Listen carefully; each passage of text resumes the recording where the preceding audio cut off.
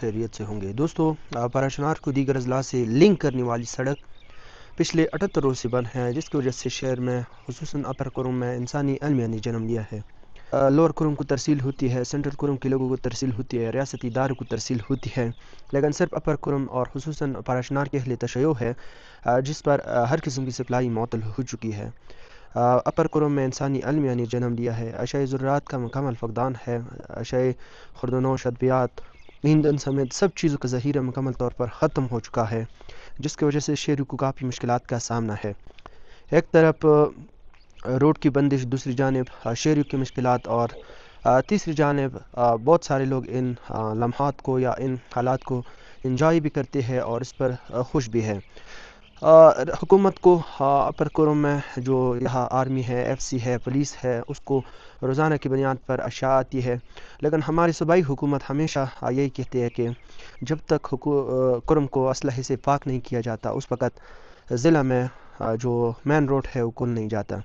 तो अगर बात करें कुरुम की तो पूरी कुरुम पर रोड बंद नहीं है। रोड को सिर्फ अहले तशय्यो बंद कर दिया गया है। लोअर कुरुम के अहले सुन्नत को रोज़ाना की बुनियाद पर तरसील होती है, सेंट्रल कुरुम में होती है, हुकूमती इदारों को होती है, हर जगह होती है। उनके बाज़ार भरे हुए हैं, उनको हमेशा की बुनियाद पर फ्रेश सब्ज़ियाँ, फ्रेश फ्रूट्स और दीगर चीज़ें जो है वो आती हैं। तो सूबाई हुकूमत की मुनाफिकाना जो बयान है उसमें आप ये तज़ाद देख लें कि वो एक तरफ कुरुम की बात करते हैं, दूसरी जानिब जो रोड है वो सिर्फ महसूस तबके या महसूस मसलक पर बंद कर दिए गए हैं, सिर्फ शियों पर बंद कर दिया गया है। एक तरफ उसका वज़ीर सेहत यही बयान देते हैं कि ज़िला कुरुम में किसी किस्म की अशाई खुरनोश या अद्वियात की कमी नहीं। तो ये बात एक तरफ ठीक भी है, क्योंकि सेंट्रल कुरुम में और जो लोअर कुरुम है यहाँ पर हर चीज़ की जो है किसी चीज़ की कमी नहीं, हर चीज़ अवेलेबल है।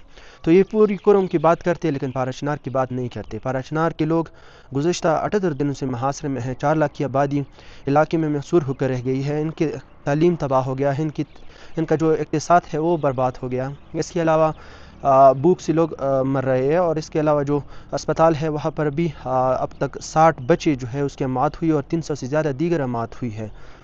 तो ये हालात है ज़िला कुरुम के। सिर्फ एक ही मसलक पर रोड बंद कर दिया गया है और बाकी सब लोगों को जो है वो तरसील भी होती है, रोज़ाना की बुनियाद पर चीज़ें भी आती है। अच्छा, एक और बात आपको बताता चलूँ कि गुज़श्ता रोज़ 2 मुसाफिर को बगन ओचत के जो मकामी और जो हारजी दहशतगर्द है उसको हुकूमत की भी पुष्पनाही हासिल है।